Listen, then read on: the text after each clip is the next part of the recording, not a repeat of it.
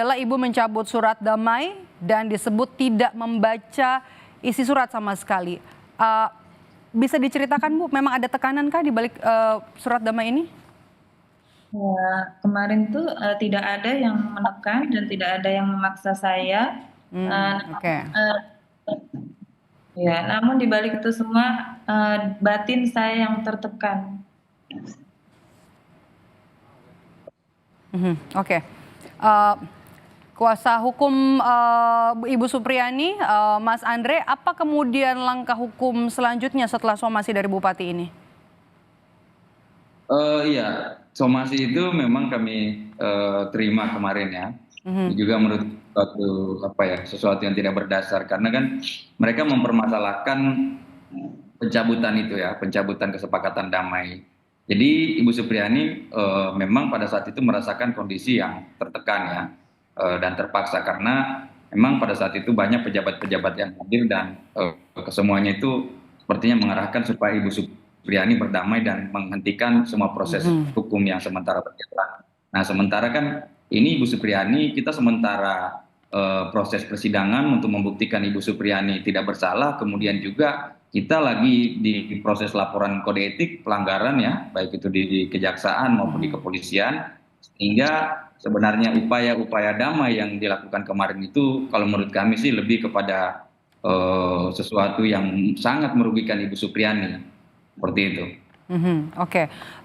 Langkah selanjutnya setelah ada somasi ini bagaimana? Kalau itu sih kami tidak perlu tanggapi ya, karena kalaupun misalnya bahwa di situ ada permintaan maaf atau ada tuntutan supaya kami mencabut kembali surat itu dan ada ancaman untuk dilaporkan polisi, kami silakan saja karena yang penting bahwa Ibu Supriyani tidak pernah mencemarkan nama baik siapapun ya, karena yang diceritakan kondisinya Ibu Supriyani adalah kondisi memang yang dirasakan pada saat itu. Oke, saya mau ke Mas Julius. Bagaimana tanggapan Anda melihat somasi yang muncul di tengah jalannya sidang? Ini kasusnya juga kontroversial. Kemudian di tengah jalan, di tengah persidangan ada somasi dari Bupati. Ya, pertama itu jelas membuktikan bahwa kasus Ibu Supriyani ini menggambarkan adanya ketimpangan ya antara mereka yang berkuasa, kekuasaan dan rakyat biasa, begitu ya. Jadi sejak awal bagaimana pelapornya adalah dari pihak kepolisian, lalu prosesnya begitu cepat sampai kepada persidangan dibantu oleh jaksa dan tidak diusahakan untuk dihentikan oleh jaksa maupun hakim, itu sudah menunjukkan betapa timpangnya relasi antara kekuasaan dan rakyatnya. Itu yang pertama ya.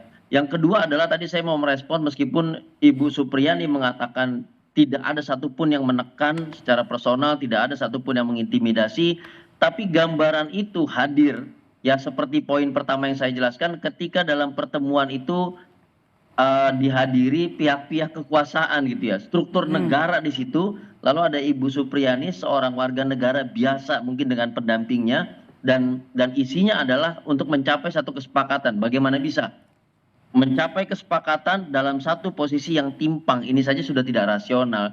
Jadi saya pikir sekali lagi somasi yang dilayangkan oleh institusi, ingat ya, somasi itu institusi bukan dari personal, karena dari biro yang turun pemerintah daerah, betul, menggunakan kekuasaan pemerintahan daerah.